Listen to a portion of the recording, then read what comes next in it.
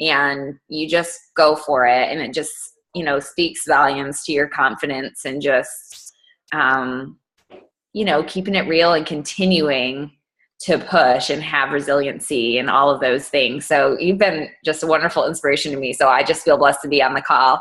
And so just quickly, a little bit about me. Kimberly had already said, I'm a mom of two and an Army wife. And so I was once in the Army too. And my husband and I were both in at the same time and had our daughter. And so that was very difficult for us to be a dual military family. And so we had decided that we were not able to keep our priorities straight because we are a Christian family. And I was the Army has a way of, and the military in general has a way of taking everything away from you, and you have nothing left for your family. And so we had decided, one of us needed to get out. And that was an easy choice, that it was me. And so I have been a stay-at-home mama for 3 years now, and I did quite a bit of volunteering. And I've always been, fit to a certain degree, focused on healthy eating to a certain degree. But of course, like anybody else, I kind of yo-yoed, up and down, had my ups and downs. And after I had my son, Henry, my second baby, he'll be 2 this summer, I just was struggling to get back into a routine. I was only working out, making it to the gym maybe twice a week. And to me, working out is so much more than, getting my body to look the way I want it. It's like an antidepressant for me, truly, it sets the tone for my day.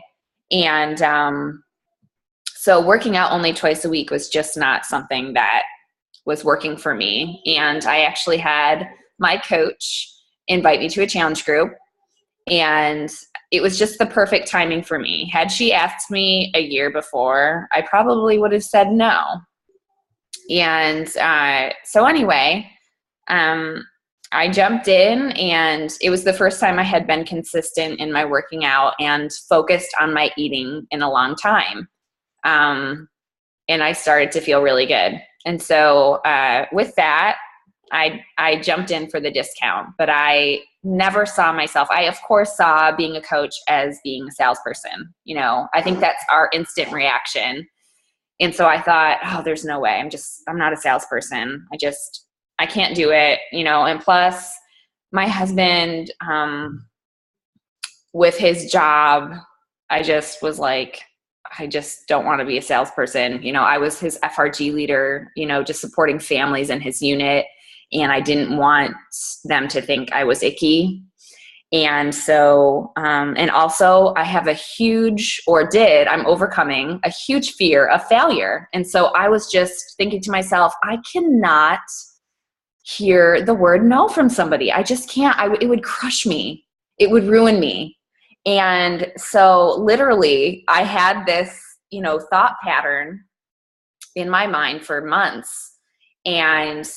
But also, at the same time, I was thinking, I could do this one day. Why not? This is something I'm passionate about.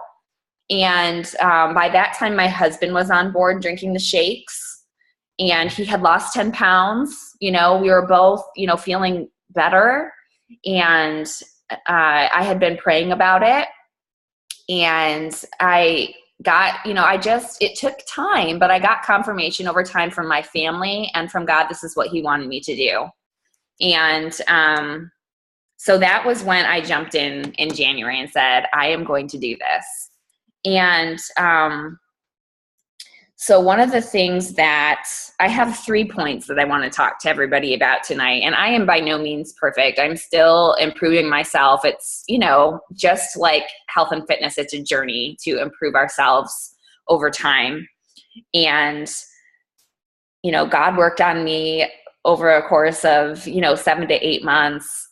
And he showed me just some different personal developments. One of my aha moments was actually from Kimberly in a video, and I don't even remember what video it was. It was about inviting. And Kimberly had said, this is the first time I heard it, and I know we say it a lot, but just because somebody says no to you, it just means not right now. The timing is not right for them. It's not a no, this is awkward, I'm rejected. I'm never going to talk to them again. If I see them, it's going to be weird. That is a lie because they're just in that right now. So, you keep checking in with them, and they're still on your list forever until they say yes. And that was a huge relief for me. I was, it was just a click for me. And so with that, the things that I was doing to kind of get myself pumped up and ready to be an actual active coach, looking back, I can see that I was doing personal development. I just didn't realize that's what I was doing because I was watching videos. I was doing my devotions daily. I was praying about becoming a coach, and I was being a product of the product. I was working out. I was drinking my shakes. And so with that, if you guys are struggling with inviting and inviting to the coaching opportunity, there's something on the inside that you need to work on. Okay, so you just got to continue to whatever it is, read, watch videos, talk to other coaches, whatever you need to do to get yourself in the right mindset to send those invitations, do it, because that's what is going to help you. That's what kept me from becoming a coach for 7 to 8 months, is because there was something on the inside that I needed to work on. So I just, want to encourage you guys. And there's days where I still question, why am I doing this? Because last week I had somebody block me after I invited them, and it crushed me. And I couldn't even have a good night with my husband that night. It was like a weekend, and it just totally crushed me. And I was upset about it for about 24 hours. And then I realized I am not going to let somebody else's response change what I do as a coach. And so I moved on. And so I was able to draw on, my strength from the inside and what I had learned through personal development to push myself forward. And so I just want to encourage you to do personal development, even if it's just 10 minutes a day. And listen, you guys, I watch videos before I send invitations because I need to get pumped up to send invitations. I do it during my kids' nap time. And so I would like to take a nap as well. I'm not going to lie. I want to sleep too. But instead, I watch myself a video from Anita Myron or Melanie Mitro or Kimberly Wilcox to pump myself up and say, okay, I can do this, because I need that. I need that daily inspiration to invite. And I want you guys to do that, because the thing is, the next thing, once you're pumped up and you have your personal development and you're ready to go, you can then invite with confidence. So this is my next point. So the first point is you need to do some personal development every day. And the next point is invite with confidence. And that personal development is a springboard. It's going to springboard you into inviting with confidence. And so, I use a ton of Kimberly's examples when I invite. And I recently started using her out of the blue invite, because I'm starting to add people that I haven't talked to in years, and I really don't have necessarily a starting point to form them. And so I will send an out of the blue invitation. And so with that, I love the way that Kimberly words things, and they fit with my personality. And sometimes I do reword some stuff to fit me, so it's coming from me. But if you don't invite with confidence, people know that. People can feel that even through a message. They're going to know that, you're hesitant about something. And this is, again, driving home a point that I learned from Kimberly too, that if you think the product is too expensive, that's what you're going to portray. And if you're not confident about inviting, that's what you're going to portray. And so you have got to invite with confidence. And part of that, is handling objections well. And I know y'all are in the group Invite Like a Boss, so you've been watching the videos that Kimberly's been posting, and I still need to play some catch up. But, never respond to somebody like, oh, that's okay, or I understand, because that means you don't believe in your product. You don't believe in what you're selling. So instead you can elaborate on that and say, okay, I understand how you feel. And then you can go into a personal story and share your story. I felt the same way. However, I found that this is a way, these are the tools that we use. So, we could fit it into our budget, for example, or whatever the case may be, you guys. And if you know that we're all here to help you with responses, and I'm not perfect with responses. I mean, I get some out of the blue, wacky objections sometimes, and I'm still new to this. So I still am like, I'm not sure what to say with that one. So don't feel like you need to respond right away either. Don't be sorry for inviting somebody to become a better person, ever. So invite with confidence. And then I know that Kimberly had asked me specifically to talk about the coaching opportunity. And so to kind of springboard off inviting with confidence, don't lose momentum when you get a challenger. So that we have our 5-day challenges, our 10-day challenges, our challenge groups, our coaching at a glance, all those opportunities that are already set up for us. I mean, this is an amazing team that's already set up. There's already standards in place. We don't have to create anything on our own if we don't want to. We make it our own, but we don't have to start from scratch. And so with that, don't lose momentum. When you get a challenger in your group, push them. People need boundaries and they need to be pushed, and every challenger is different. But if you see somebody that's not posting in your group, you absolutely want to check in with them. Would you say, Kimberly? Don't be sorry to invite someone to be okay. Okay, cool. So where was I? Talking about coaching. Yes, not losing momentum. Okay.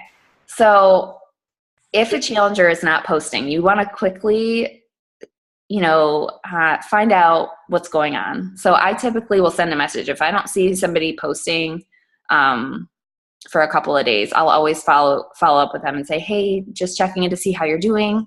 Depending on the person, I may be like, hey girl, I need to see you posting, it really depends on the person, and you'll get a feel for what kind of person they are, as you're forming them, as far as like, asking questions about them, finding out what workouts work for them, finding out what hasn't worked for them in the past. You'll get a good feel for how you need to approach them.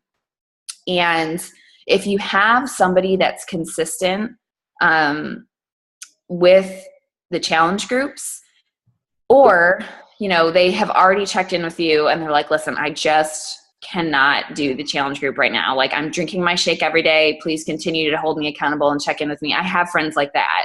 And I, although it's not ideal, I still check in with them, and I've been able to get, discount coaches from people like that, because they love Shakeology and they want to continue to drink it and they want to save $15 a month.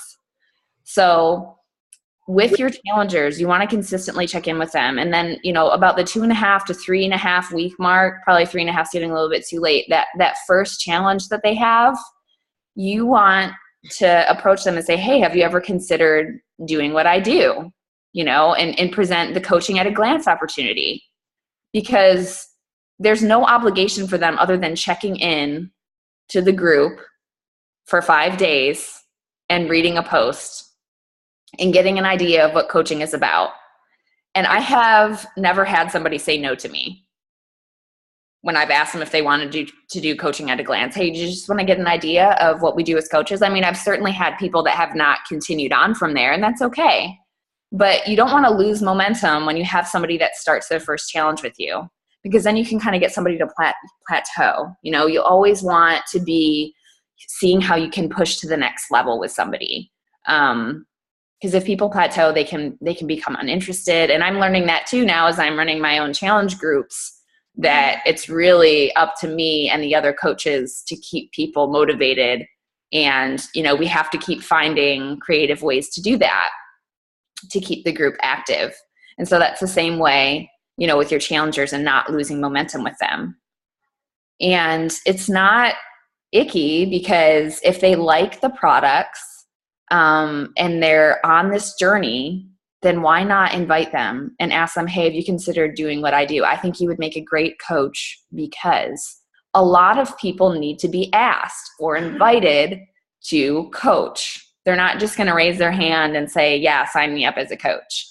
And I also want to encourage you, with my story, it took me like 8 months to say, okay, I'm going to be an active coach, but I was a faithful discount coach for that long.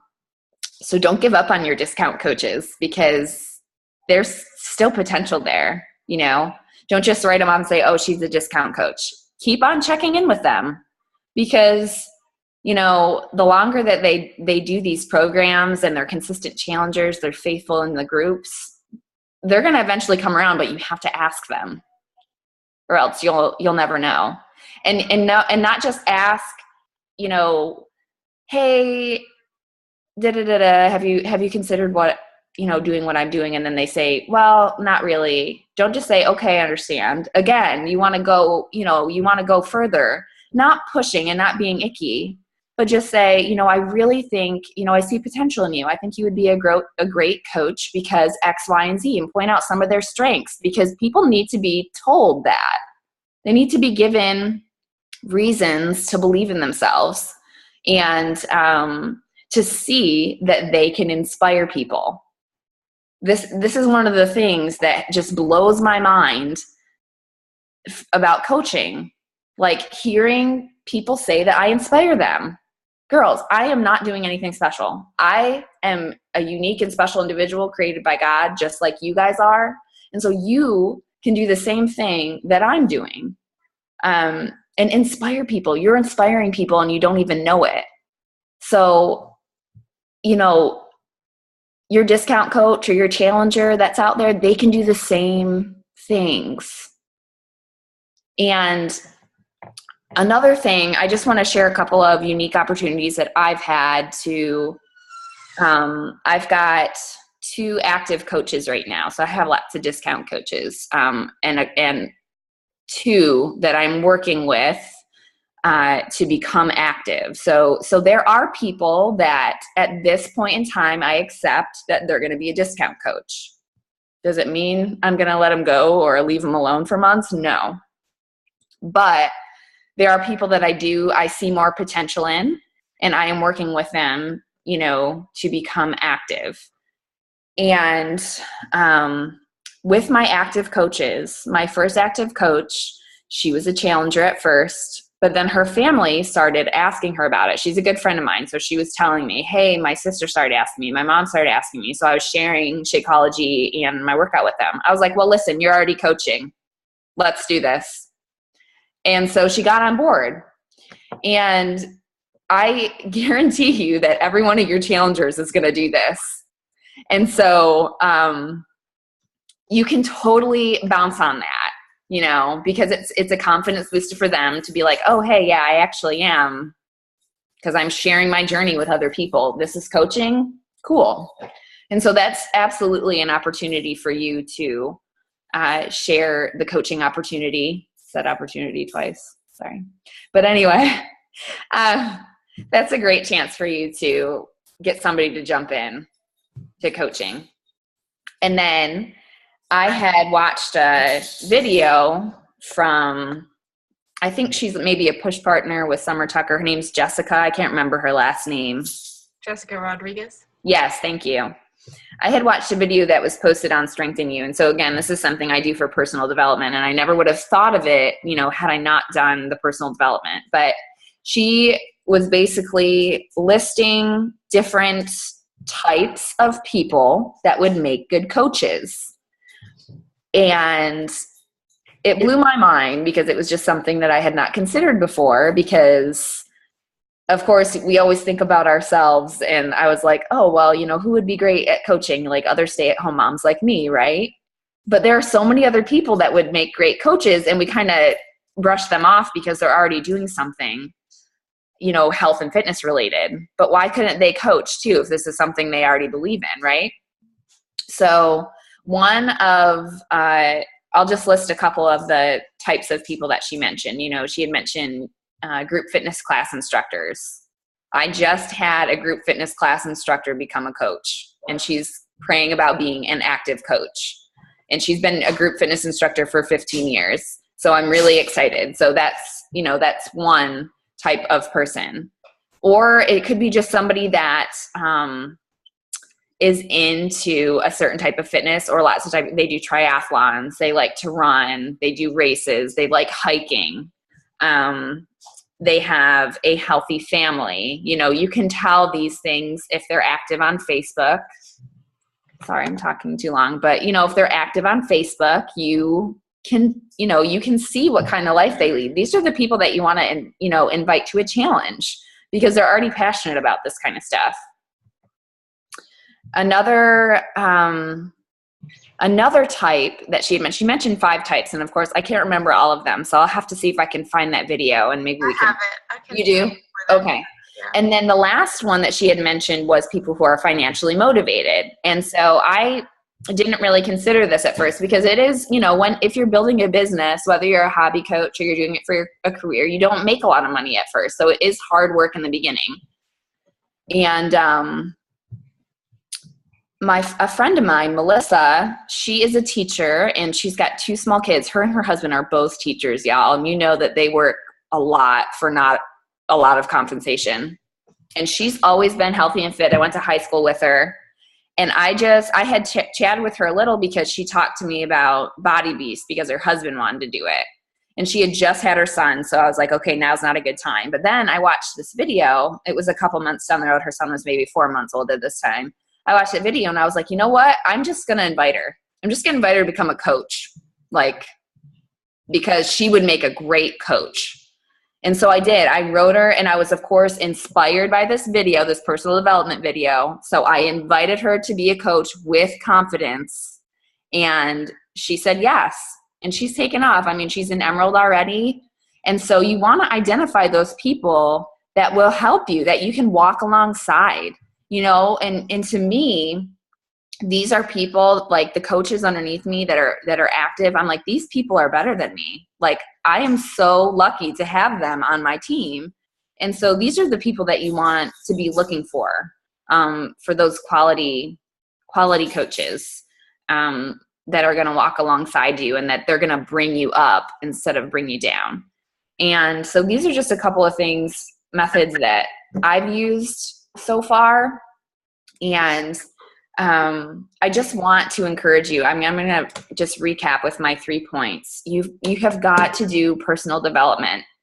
You have got to focus on the inside. If you're struggling with invitations, there's something on the inside that you need to work on, whether it's fear of failure or, you know, that's my biggest one, fear of failure, or, you know, excuses, or whatever it is, y'all. Personal development will help you get past whatever the issue is. And once you do your personal development, it's going to pump you up. You're going to feel confident to move forward, to invite with confidence, whether it's to a challenge, whether it's to a 5 or a 10-day, or to the coaching opportunity. And then after that, don't lose momentum. Continue to keep contact with those people. Let them know you are there for them and that you're walking alongside them on the journey. And so I think that's it from me, Kimberly. Girl, I'm writing everything down. Yeah, I love that quote. I wrote a lot of stuff down that you said, but don't be sorry to invite someone to be a better person. I mean, that goes for challenges and coaching. Like, I love that quote. Like, what are we so, I get it, we have fears and we're nervous, but really, when we look at what we're doing and how it has affected us as challengers or coaches, like, why are we so shy to share that? Like, why are we what's so bad about that? And one thing that Danny Johnson talks about with confidence is, you know, you don't see people that are lawyers and doctors and even teachers and whatever profession that they've put a lot of time and effort in to going to school for and are proud of. When someone asks them what they do, they tell them that I'm a doctor, I'm a lawyer, I'm a a teacher, I'm a maker. Like, they're not embarrassed about it, but I see so many coaches that are nervous about it, and that comes across as embarrassment. So everything that she said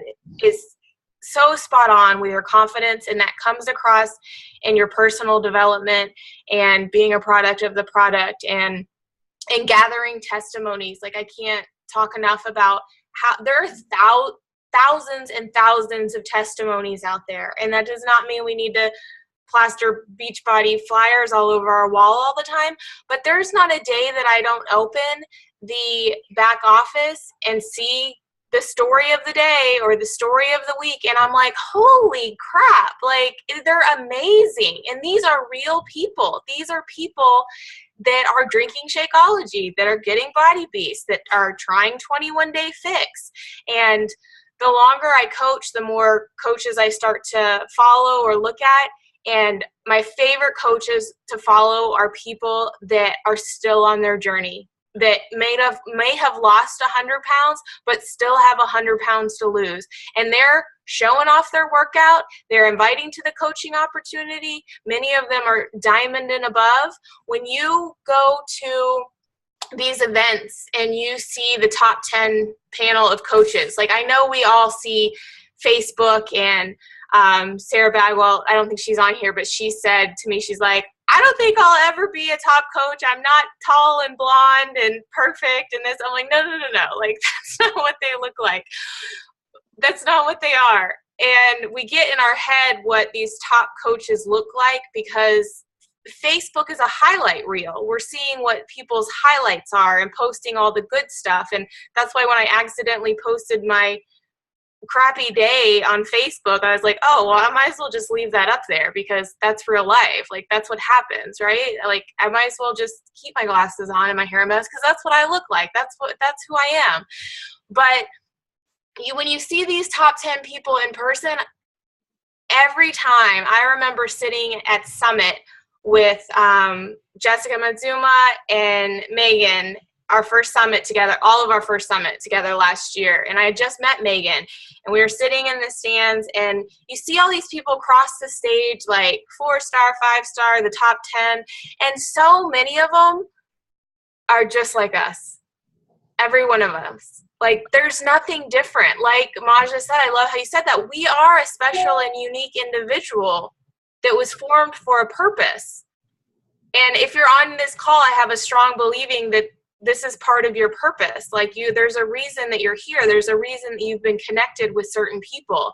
And what we do with it is up to us. And that starts with personal development. It's the number one. It's the number one. If anyone's doing the Maxwell calls, it's the number one thing they'll tell you. When I went to Colorado with John Maxwell, and that's what I'll tell you. Number one, we decided it's personal development because it makes all these other things so much easier. You start to have this confidence. Even though I'm not the size I want to be, even though I didn't push play today, I have this confidence to invite someone to do it with me. And even though I don't, I may not have rank advanced as fast as other people, but like, I see my income, I see it growing.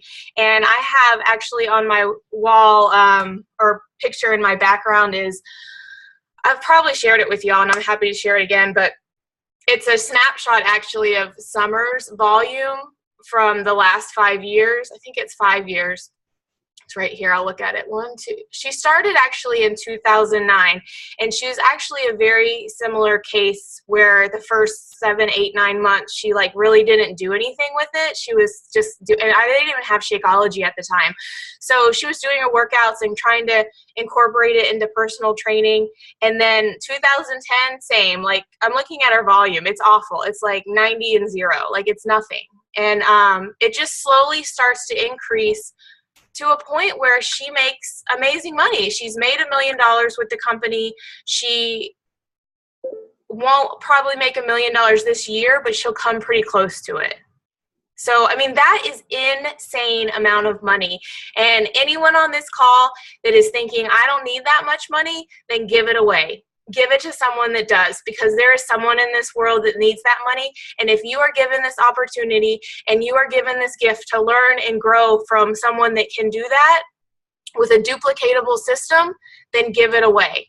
Don't tell me I don't need the money. That's great. Give it away. I'll find someone that needs it. I'm not even saying it's me, but I will find someone good that needs it to take it from you. But okay, we're going to get cut off. So before I do, thank you so much. I really appreciate it. You totally edified me. You made me feel really good.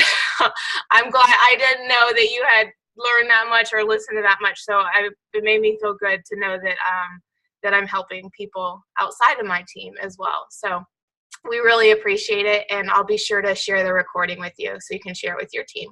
Sounds great. Thanks, Kimberly. You're welcome. Okay, All right, bye, guys.